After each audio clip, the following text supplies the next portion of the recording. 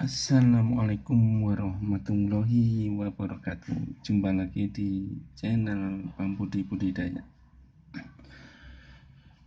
Kali ini saya ingin berbagi pengalaman di dunia percupangan, yaitu buraya saya. Alhamdulillah, buraya saya sampai sekarang terlihat belum ada kematian. Jadi beberapa buraya saya yang menetas di beberapa hari lalu terlihat sampai sekarang masih hidup dan lebih terlihat besar, teman-teman. Ini cepat, teman-teman. Lalu apa tips? Jadi kenapa kok buraya saya bisa minim sekali, bahkan tidak ada kematian, teman-teman? Ini perlu saya share karena ini pengalaman pertama saya dan kondisinya alhamdulillah sangat baik, teman-teman. Itu apa tipsnya? Langsung saja. Jadi yang pertama, jangan sesekali mengganti air, teman-teman, dari proses awal telur itu menetas sampai usia kurang lebih 20 hari itu jangan diganti airnya. Ini kenapa, teman-teman? Itu ternyata di bagian bawah sini itu terdapat nutrisi pakan buraya, ya teman-teman. Ini buraya yang dia itu hidup secara sendiri, dan otomatis kita nggak begitu capek-capek untuk memberi makan buraya tersebut. Ini saya terapkan sampai usia 0 dari telur itu menetas sampai maaf, tadi saya bilang 20 hari ya, sampai kurang lebih 10 hari ya, teman-teman, tanpa saya ganti airnya sampai sekarang ya, karena usia buraya saya kurang lebih sudah 10 harian ya. Itu tips pertama, teman-teman. Lalu menjelang hari ke-8 saya memang sengaja menaburkan bibit kutu air di sini. Jadi saya tambahkan, saya masukkan aja dari atas sini. Dinding ini sengaja saya taruh di dinding biar agar tidak begitu terjadi pergolakan di air ya, karena kalau terjadi pergolakan air takutnya merubah dari struktur pakan ataupun ekosistem yang ada di bawah air tersebut, di dasar air tersebut. Itu yang kedua. Yaitu yang pertama, yaitu tadi saya tidak mengganti air. Yang kedua, saya memang sengaja menaburkan 2 kali bibit kutu air di dalam wadah akuarium ini.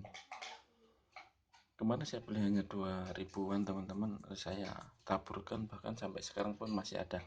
Saya taruh di toples ini khusus untuk budidaya kutu air. Ini saya taburkan dikit-dikit, kan apa, teman-teman, biar ya nanti sesuai dengan kondisi besar kecilnya dari kutu air tersebut.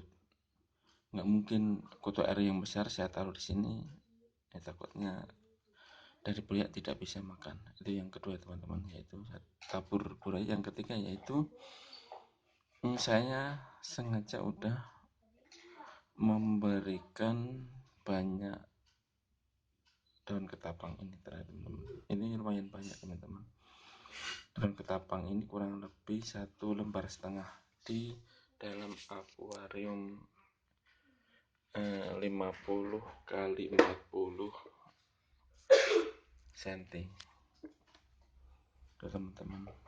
Jadi terlihat teman-teman, ini terlihat buaya. Ada jalan teman-teman. Oh ya teman-teman, perlu ketahui dari jenis indukan tempat saya, yaitu indukan jenis halmon itu ini. Ini indukannya. Ini sebenarnya udah siap untuk bertelur teman-teman. Siap untuk dikawinkan. Ini kondisi perayanya, terlihat jalan-jalan banyak. Terus ada sedikit perbedaan yang saya taruh burai yang di dalam akuarium kecil ini sama yang akuarium gede ini. Ini memang sengaja saya pisahkan. Saya ingin tahu perbedaan, apakah ada perbedaan perkembangbiakan dari burai-burai tersebut. Dan salah satu hasilnya ini teman-teman, dari akuarium yang kecil ini lebih besar hasilnya.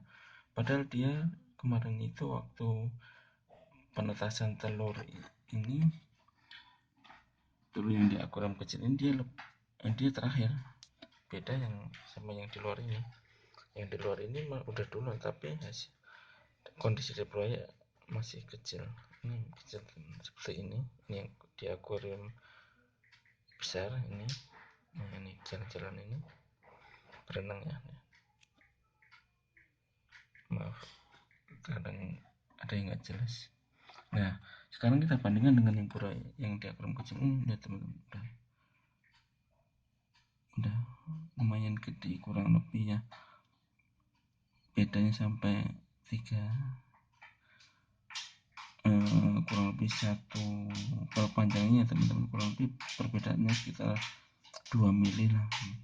Ini padahal terakhir teman-teman, saya juga belum tahu alasan, tapi yang setahu saya alasan kenapa dia lebih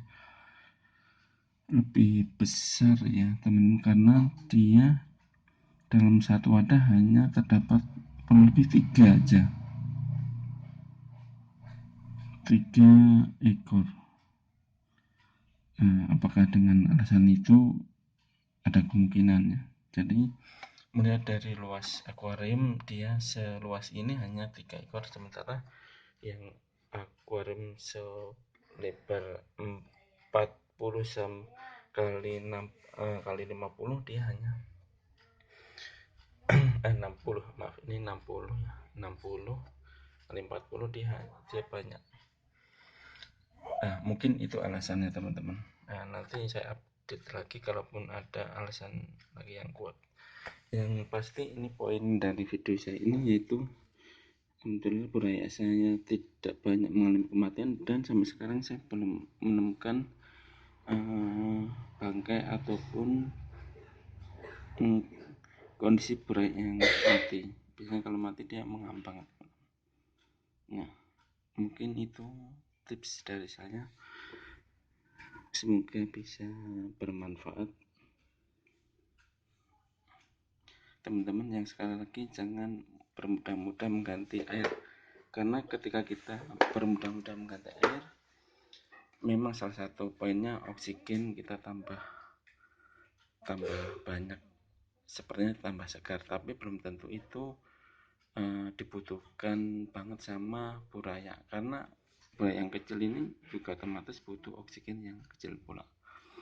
Sehingga sampai sekarang, sampai usia 10 hari pun saya tidak mengganti, tidak mengalami, alhamdulillah tidak mengalami kesusahan dalam bernapas, tidak terjadi kematian yang sampai sekarang saya belum menemukan. Ya, buaya saya.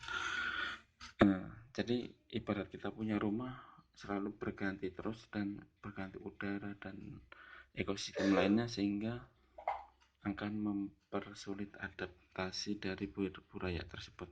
Sampai sekarang belum saya ganti, itu kuncinya teman-teman. Dan memang agak terlihat kurang bersih teman-teman, tapi nggak masalah, yang penting kehidupan dari buraya itu sehat. Itu menjadi poin penting buat buraya. Oke, begitu aja dari saya. Assalamualaikum warahmatullahi wabarakatuh. Jangan lupa teman-teman subscribe. Salam.